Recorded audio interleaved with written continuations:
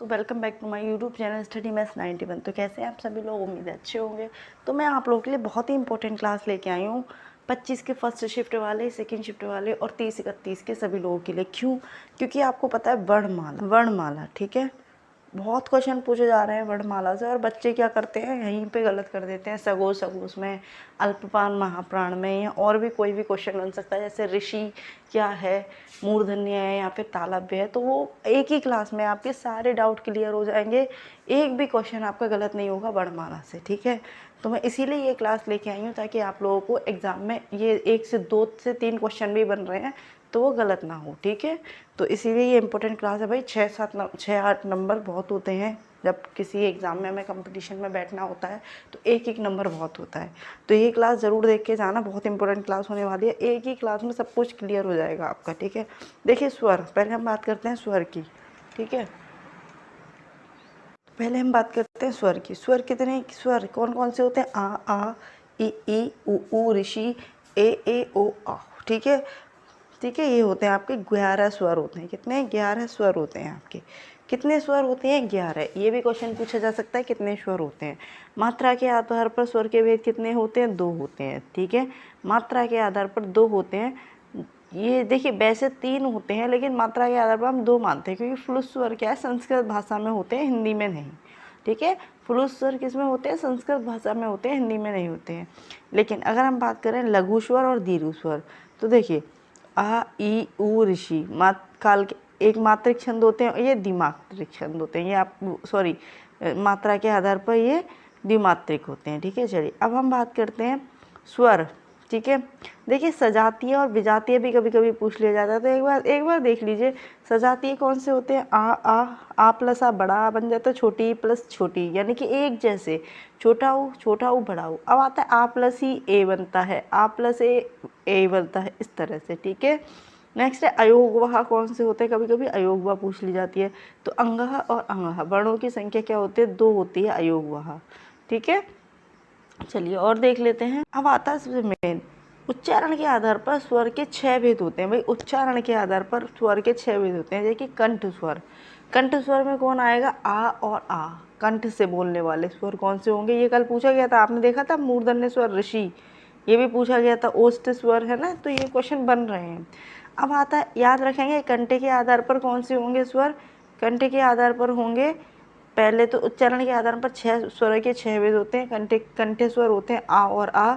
तालव्य स्वर ई, तालव्य ई, छोटी ई और बड़ी ई कौन से होंगे? तालव्य। मूर्धन्य स्वर ऋषि हो जाएगा, ठीक है। ऊ, ओष्ठ स्वर ऊ औ, ठीक है। कंठ तालव्य ए, कंठोष्ठ स्वर ओ आओ, ठीक है। समझ में आ गया? तो ये याद रखना। अब इनमें से एक भी क्वेश्चन गलत नहीं होना चाहिए आपका। कोई सा भी स्वर पूछ लीजिए कौन सा होगा, कंठोष्ठ हो गया, कर्ण तालव्य होगा, कौन सा होगा आप बता देंगे, ठीक है। समझ में आ गया? चलिए आगे बढ़ते हैं। देखिए अब देखते हैं आगे व्यंजनों का वर्गीकरण। व्यंजन भी पूछे जा रहे हैं भाई, कौन सा व्यंजन है, कौन सा सगोश है, कौन सा अघोष, सब बताऊंगी मैं। हिंदी में इनमें से 33 व्यंजन होते हैं। का वर्ग में 5 होते हैं, चा वर्ग में, अब देखिए का वर्ग में क्या होता है? क, ख, ग, घ, ण, छ, ज, झ, न। अब देखो पहला, दूसरा, तीसरा, चौथा, पांचवा, ऐसे गिनते हैं। टा वर्ग, का वर्ग, चा वर्ग, टा वर्ग, ट, ठ, ड, ढ़, न। ता वर्ग, ता, थ, द, ध, न, पा, ठीक है। न पांचवा, पा, फ, ब, म, भा, म। तो कल ये वाला क्वेश्चन आया था, भा कौन सा है? तो चौथा क्या था? महाप्राण था।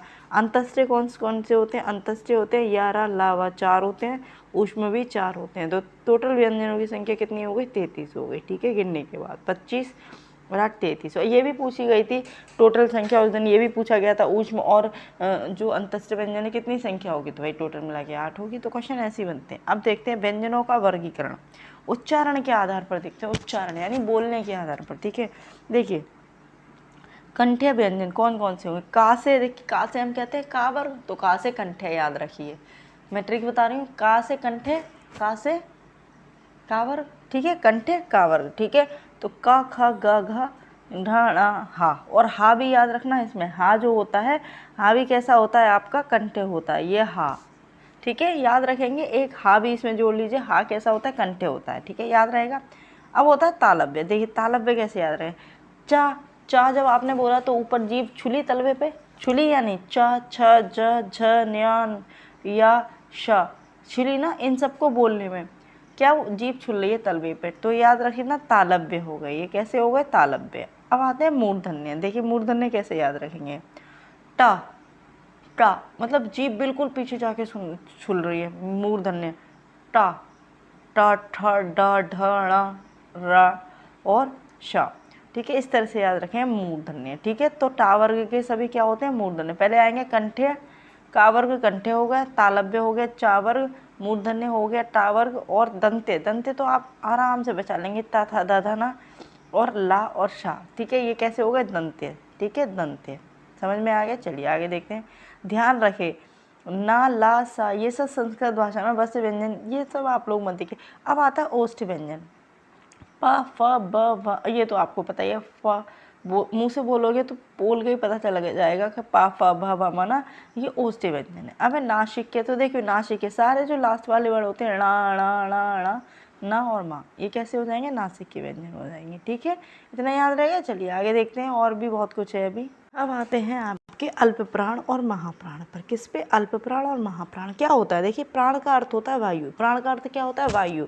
इनके उच्चारण में पेड़ पौधे से वायु बाहर निकलने वाली वायु मात्रा कम होती है। जैसे प्रत्येक वर्ग में प्रथम तृतीय पैंचम यानी कि तीसरा, पहला, तीसरा और पांचवा वर्ण कैसे होते हैं अल्प प्राण होते हैं, है ना।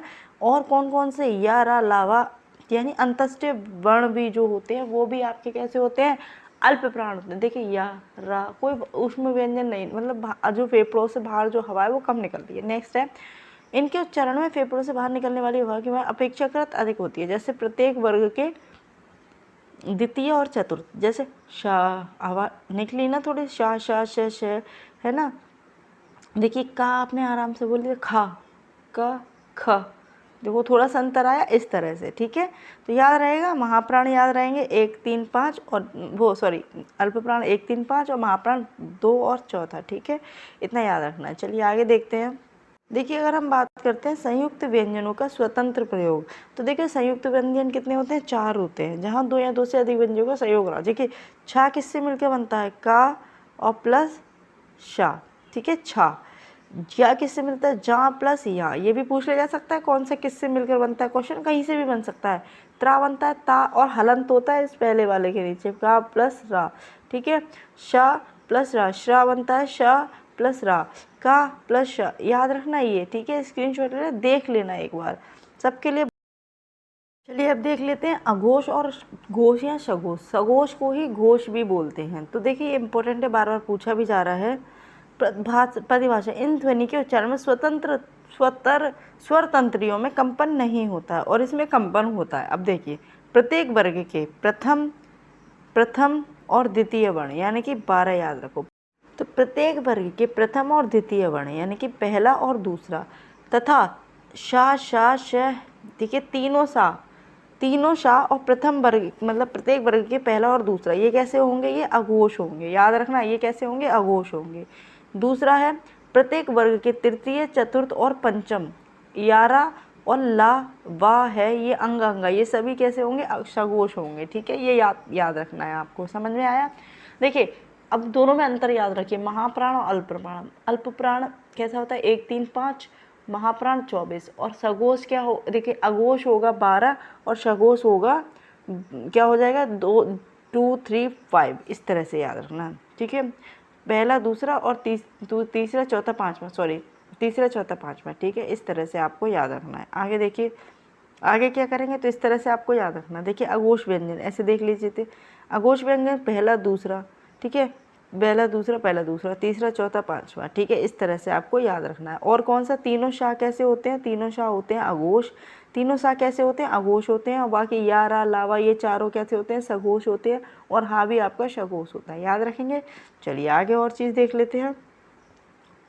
तो देखिए आगे स्वरों का वर्गीकरण अगर देखें, ठीक है, तो देखिए ह्रस्व स्वर, दीर्घ स्वर, निर्नासिक, ये तो कोई ज़रूरी नहीं है। आगे देखिए कंठे, कंठे में अब ये क्या, अघोष और अल्प प्राण। तो जाहिर सी बात है पहला तो अघोष भी होता है और पहला कैसा होता है, अल्प प्राण भी होता है ना। ऐसे दूसरा अघोष भी होगा लेकिन दूसरा क्या होगा, महाप्राण होगा।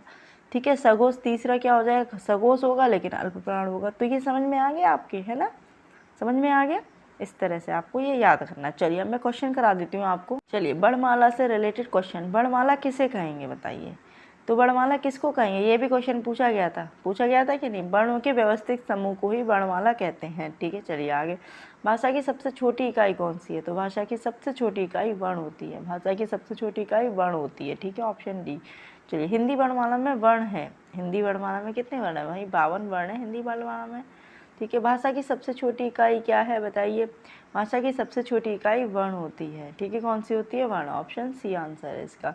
व्यंजन और स्वर के संयुक्त रूप को क्या कहा जाता है, व्यंजन और स्वर के संयुक्त रूप को क्या जाता है, अक्षर। ठीक है, क्या कहा जाता है, अक्षर कहा जाता है। चलिए हिंदी भाषा में कितने स्वर होते हैं, हिंदी भाषा में 11 स्वर होते हैं। कितने स्वर होते हैं, 11। ठीक है, याद रखना, ऑप्शन बी है इसका आंसर। ठीक है, हिंदी भाषा में कितने व्यंजन होते हैं, तो हिंदी भाषा में कितने व्यंजन होते हैं भाई, 33 व्यंजन होते हैं। देखिए 25 आपके स्पर्शी व्यंजन और 8 आपके अंतस्थ और ऊष्म व्यंजन, है ना, याद रखना है। तो 33 हो गए। एक से अधिक वर्णों के मेल को क्या कहा जाता है, एक से अधिक वर्णों के मेल को अक्षर कहा जाता है। ठीक है, अच्छे लग रही है क्लास की नहीं, सभी लोग बताइए। हिंदी वर्णमाला में व्यंजनों की संख्या कितनी है, तो 33 है, ये बता चुकी हूँ मैं अभी।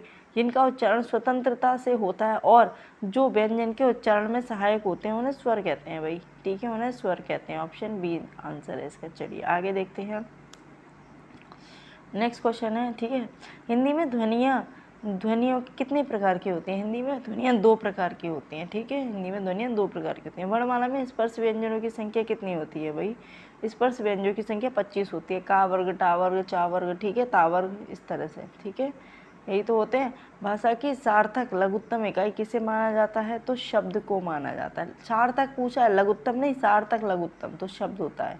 ठीक है, लिपि चिन्हों के क्रमबद्ध समूह को क्या कहते हैं भाई, लिपि चिन्हों के क्रमबद्ध समूह को वर्णमाला कहते हैं। ठीक है, क्या कहते हैं, वर्णमाला। वर्णों के समुदाय को क्या कहते हैं भाई, वर्णों का समुदाय जो होता है उसे क्या कहते हैं, तो उसे वर्णमाला कहते हैं। वर्णों के समुदाय को तो वर्णमाला कहेंगे। यूपी पुलिस में पूछा हुआ क्वेश्चन है।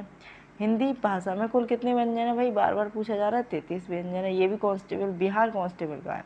शब्द की छोटी इकाई क्या कहला जाती है, शब्द की छोटी इकाई वर्ण कहला जाती है। ठीक है, यूपी पुलिस री एग्जाम में पूछा गया। निम्न में दीर्घ स्वर कौन सा है, अब बताइए मुझे दीर्घ स्वर कौन सा होगा इसमें, दीर्घ स्वर पूछा है तो कौन सा हो जाएगा, ई, ये वाला ई। ठीक है, दीर्घ स्वर है। ठीक है, चलिए आगे बढ़ते हैं।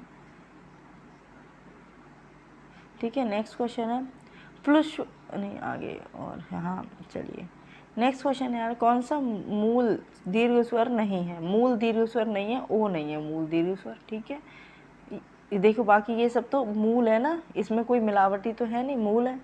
तो बाकी ओ क्या है, मूल नहीं है।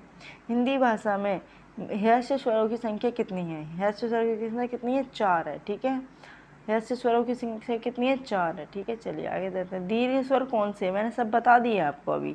दीर्घ स्वर है आ। ठीक है, दीर्घ स्वर कौन सा है, आ। किस उच्चारण में दीर्घ स्वर से भी अधिक समय लगता है, तो बताइए किस में लगता है, तो वही फ्लुत में लगता है। ठीक है, जो कि संस्कृत में होते हैं। फ्लुत स्वर कौन सा होता है, इसमें कौन सा होगा फ्लुत स्वर, ओम। ठीक है, यही तो बोलेंगे। चलिए, हिंदी स्वरों का वर्गीकरण जब जीव के भाग के आधार पर किया जाता है तो उनमें से कौन से भेद के अंतर्गत नहीं आता है, तो कौन से भेद के अंतर्गत नहीं आता है, विव्रत स्वर के अंतर्गत नहीं आता है। ठीक है, मध्य स्वर होते हैं, मध्य स्वर कौन से होते हैं बताइए क्वेश्चन। मध्य स्वर आ को कहते हैं, आ। ठीक है, मध्य स्वर किसको कहेंगे, आ को। भाषा विज्ञान की दृष्टि से ऊ किस प्रकार का स्वर है, भाषा विज्ञान की दृष्टि से ऊ पश्च संवृत है। ठीक है, ये इतने वो नहीं है, लेकिन आप फिर भी देख लीजिए एक बार, कौन सा स्वर समृत है, कौन सा स्वर समृत है, ई। ठीक है, कौन सा स्वर समृत है, ई। ठीक है, चलिए आगे देख लेते हैं लास्ट। अर्थ विवृत स्वर है। ठीक है, अर्ध विवृत स्वर है, कौन सा है, ए। अर्थ विवृत स्वर है। स्वर ध्वनि के प्रकार होते हैं, स्वर ध्वनि के उपयुक्त तीनों प्रकार होते हैं। ठीक है, तीनों होते हैं, अगर तीनों ऑप्शन में है। हिंदी की अग्र अवृत्ताकार समृत स्वर ध्वनि कौन सी है, तो ई है। ठीक है, ई है। स्वर्ण के उच्चारण में लगने वाले समय को क्या कहते हैं भाई, स्वर्ण के उच्चारण में लगने वाले समय को मात्रा कहते हैं। भाई मात्राएं तो होती हैं जो लगी होती है, मात्रा स्वर को क्या कहते हैं भाई, मात्रा स्वर को क्या कहते हैं, समरूप कहते हैं। समरूप, ठीक है। ओ और औ किस प्रकार के वर्ण है, बताइए, इंपॉर्टेंट क्वेश्चन है। ओ और औ किस प्रकार के वर्ण हैं, बताइए। तो कौन से हैं, मैंने भी बताया था, कंठोष्ठ है। ओ औ कंठोष्ठ है, कंठ और ओष्ठ दोनों से बोले जा रहे हैं तो कंठोष्ठ हो गया, ऑप्शन डी आंसर है, ठीक है। स्वर किसका भेद होते हैं, तो स्वर जो होते हैं वो वर्णों का भेद होते हैं, ठीक है। वैसे कौन सा संयुक्त स्वर नहीं है, बताइए कौन सा संयुक्त स्वर नहीं है। देखिए ये भी संयुक्त स्वर है, ये भी ऊ आपका संयुक्त स्वर नहीं है, ये मूल स्वर है, ठीक है। कौन सा स्वर कंठ तालव्य है, कौन सा स्वर है इसमें कंठ तालव्य है, बताइए। ई, आ, औ, ए, बताइए, मैंने बताया था तो कंठ तालव्य ए होगा, अभी बताया था पीछे। कौन सा अनुनासिकता है, बताइए कौन सा अनुनासिकता है, तो कौन सा है, संभव, संभावना, संभालना और संभावित, तो कौन सा हो जाएगा, संभालना, ठीक है। चलिए आगे बढ़ते हैं, और क्वेश्चन है तो देख लेते हैं। कौन से शब्द में अनुनासिकता है, तो कदम, कंगन, कंटीला, ठीक है, कंटीला, तो ऑप्शन सी अनुनासिकता। किस वर्ण का उच्चारण स्थान कंठ तालु है, बताइए कंठ तालु किसका है, कंठ और तालु, हाँ, छ, आउ, आउ, ए, बड़ी ए का हो जाएगा, ठीक है। चलिए आगे बढ़ते हैं। ए के उच्चारण स्थान का नाम क्या है, अभी बताया भाई, कंठ तालव्य है, यही पूछे जा रहे हैं क्वेश्चन, और ये देख लेना, पीछे मैंने डिटेल में कराया है। ए और आई का उच्चारण स्थान क्या है, ए और आई का स्थान है कंठ तालव्य, कितनी बार पूछा गया, एक ही क्वेश्चन। मात्रा के आधार पर स्वर कितने प्रकार के होते हैं, मात्रा के आधार पर स्वर 3 प्रकार के होते हैं, ठीक है। चलिए वर्ण तालिका के अनुसार ह्रस्व, दीर्घ और प्लुत स्वर क्या है, वर्ण तालिका के ह्रस्व दीर्घ स्वर क्या है, स्वर है, ठीक है। चलिए आगे देखते हैं। तो नेक्स्ट क्वेश्चन है आपका, ठीक है, नेक्स्ट क्वेश्चन है आपका, ये हो गया। जिनकी ध्वनि केवल मुख से निकलती है वे है, जिनकी ध्वनि केवल, ठीक है, ये हो गया वर्ण तालिका के अनुसार ह्रस्व स्वर प्लुत क्या है, तो ये क्या हो जाएगा, स्वर हो जाएगा। नेक्स्ट क्वेश्चन है आपका, जिनकी ध्वनि केवल मुख से निकलती है उन्हें क्या कहते हैं, तो उन्हें निर्नासिक स्वर कहते हैं, निर्नुनासिक स्वर कहते हैं, ठीक है, ऑप्शन डी आंसर है इसका, ठीक है। चलिए नेक्स्ट है कंठ तालव्य कौन सा है, तो कंठ तालव्य अभी बार बार एक ही क्वेश्चन आ रहा है, ए और आई, ठीक है, बड़ी ए। नेक्स्ट क्वेश्चन है ए और ये भी कंठ तालव्य है, तो यही क्वेश्चन ज़्यादा पूछे गए हैं। तो देखिए आप एक बार क्वेश्चन तो हम कितने भी कर लें, 100 कर लें, 50 कर लें, है ना, 500 कर लें, उससे फ़र्क नहीं पड़ेगा, लेकिन हमें उसकी डिटेल पता होना चाहिए। डिटेल मैंने कराई है अच्छे से, तो अच्छे से एक बार पढ़ लेना, उसको कभी नहीं भूलोगे, ठीक है। तो क्लास कैसी लगी ज़रूर बताना, ठीक है, बहुत इंपॉर्टेंट क्लास है आप लोगों के लिए। तो आज की क्लास कैसी लगी ज़रूर बताना, और कोई डाउट हो तो भी बताना। तो जय हिंद, जय भारत, अच्छे से मेहनत करते रहिए और एग्ज़ाम दीजिए। ऑल द बेस्ट सभी को।